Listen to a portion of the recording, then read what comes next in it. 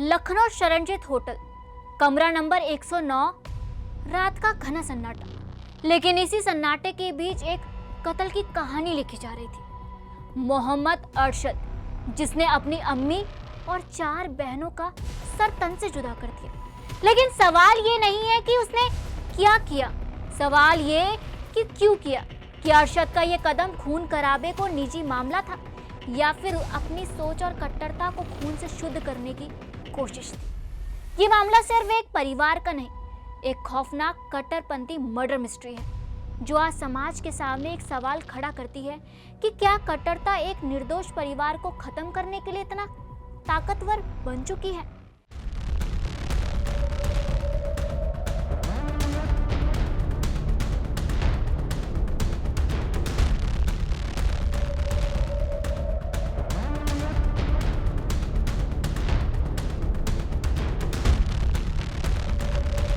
बस्ती वालों से तंग आकर धर्म परिवर्तन करना चाहते थे। इनको बिकता हुआ देखूं हैदराबाद में। अब आप लोग कहते हो कि बेटी बचाओ बेटी पढ़ाओ। नमस्कार, आप देख रहे हैं सुदर्शन डिजिटल और मैं हूं आपके साथ सोनम गुरु।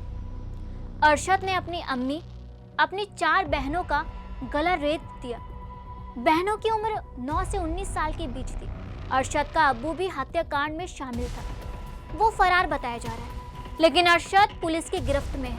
ये सनसनीखेज मामला है लखनऊ के शरणजीत होटल के कमरा नंबर 109 का। पुलिस और फॉरेंसिक की जांच में पता चला कि मृतकों को पहले नशीला पदार्थ दिया गया, उसके बाद पहले कलाई और गले को रेता गया। पुलिस ने जांच में देखा कि मौके पर संघर्ष के कोई निशान नहीं, यानी कि मरने वालों ने इसका प्रतिशोध नहीं किया। ये नशे की हाई डोज की वजह से भी हो सकता है। शवों को पोस्टमार्टम के लिए भेजा गया और होटलों के कैमरे की सीसीटीवी फुटेज भी खंगाली जा रही है ताकि हत्या की पूरी डिटेल और पता लगाई जा सके। अब तक की पूछताछ में जो जानकारी मिली है उससे हत्या के कारणों के बारे में अभी कुछ ठोस जानकारी तो नहीं मिल सकी। रुकिए, शायद आपको लग रहा होगा कि ये अरशद ने इसलिए किया होगा, या तो उसका घर वालों से कोई विवाद होगा या फिर वो मानसिक रूप से पागल होगा। लेकिन जब अरशद का ये वीडियो सामने आया तो हर कोई हैरान था। अरशद का ये बयान दिल को चीर देने वाला था। उसने इस पूरे किरते को एक वीडियो में रिकॉर्ड किया। उस वीडियो में वह खुद ही अपने परिवार की हत्या की वकालत करता नजर आया।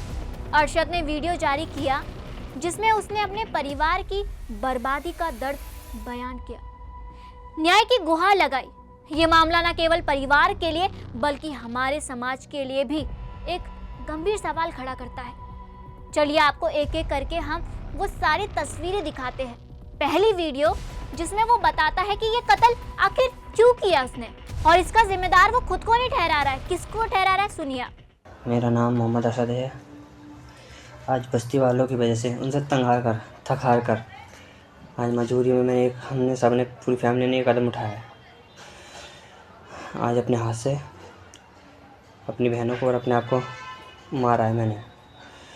जी, जब पुलिस को एक वीडियो मिले तो आप एक बात जानिए, इस सब चीज़ों की जिम्मेदारी बस्ती वाले हैं। उन्होंने हमारे घर छीनने के चक्कर में न जाने कितने कितने हम लोग जुल्म करे। हमने आवाज़ उठाई लेकिन हमारी किसी ने न सुनी आज तक। सुना आपने, ये मामला जैसा दिखता है उतना सीधा नहीं है। ये मर्डर मिस्ट्री है जिसका हर मोड़ सस्पेंस से भरा हुआ है।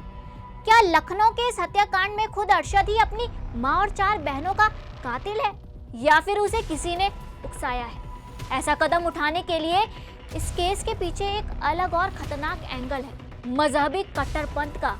हाँ, ये जानते हैं पूरी कहानी और फिर हम भी मिलकर सोचेंगे कि क्या अरशद किसी ऐसे जाल में उलझ गया था जिसका अंत यही होना था। योगी जी से ये गुजारिश है कि इन जैसे मुसलमान कहीं मत छोड़ो। आप अब जो कर रहे हो बहुत बढ़िया कर रहे हो, क्योंकि ये मुसलमान हर जगह ज़मीनों पर कब्जा करते हैं और लोगों पर जुल्म करते हैं। न जाने कैसे कैसे गैर कानूनी धंधे करते हैं, नकली नोटों के धंधे करते हैं। हमने बहुत इनके खिलाफ़ कार्रवाई करने की कोशिश करी, हम नहीं करवा सके। और हमारी मौत के ज़िम्मेदार सबसे मेन जो इंसान है वो पूरी बस्ती है। और उससे मेन जो इंसान है रानू और आफ्ताब अहमद, अलीम खान, सलीम, ड्राइवर, अहमद, रानू, आरिफ, अज़हर, और इसके और रिश्तेदार हैं जो ऑटो चलाते हैं, और भी उसके गली में रिश्तेदार रहते हैं, भड़बू जाएँ ये लोग बहुत बड़ा भूमि माफिया गैंग चलाते हैं, इसमें लड़कियों को बेचते हैं। अरशद खुद खुलासा करता है कि वह कट्टरपंथी बस्ती के लोगों से तंग आ चुका है, वह इस जीवन से बाहर निकलना चाहता था।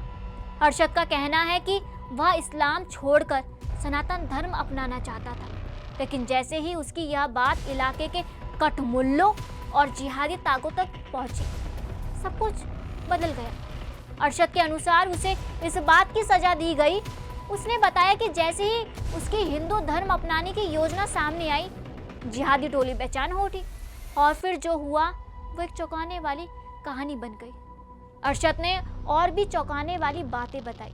वह कहता है कि उसके बहनों को देह व्यापार के दलदल में धकेलने की साजिश चल रही थी, और जब उसे ये पता चला तो उसने खुद कहा, क्या गलत काम करवाने देता, मार दिया।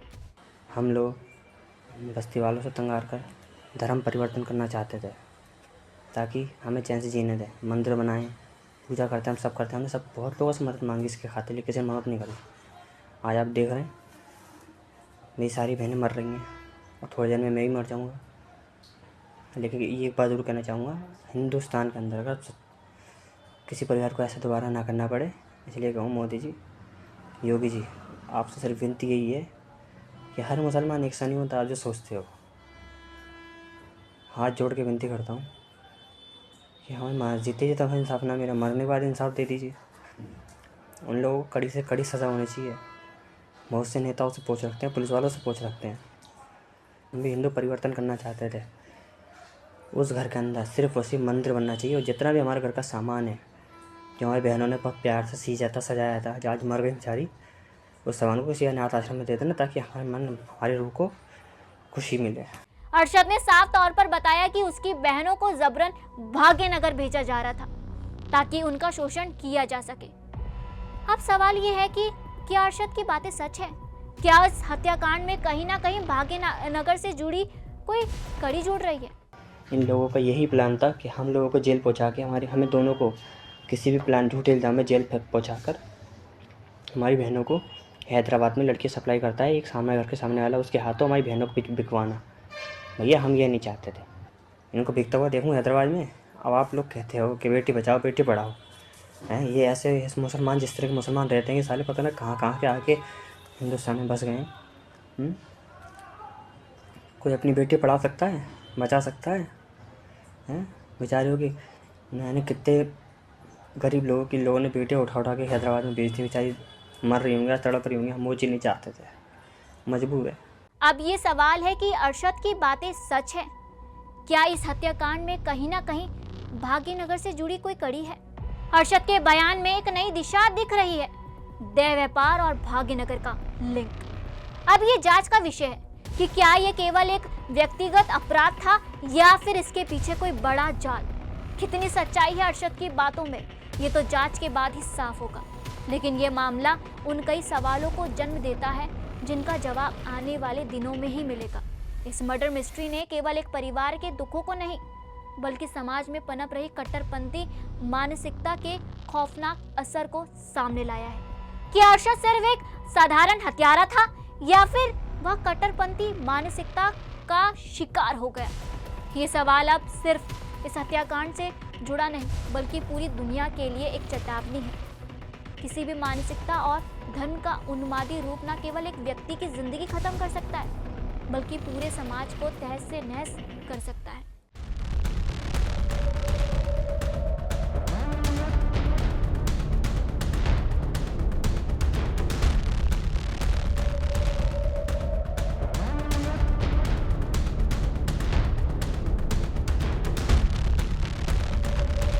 बस्ती वालों से तंग आकर धर्म परिवर्तन करना चाहते थे।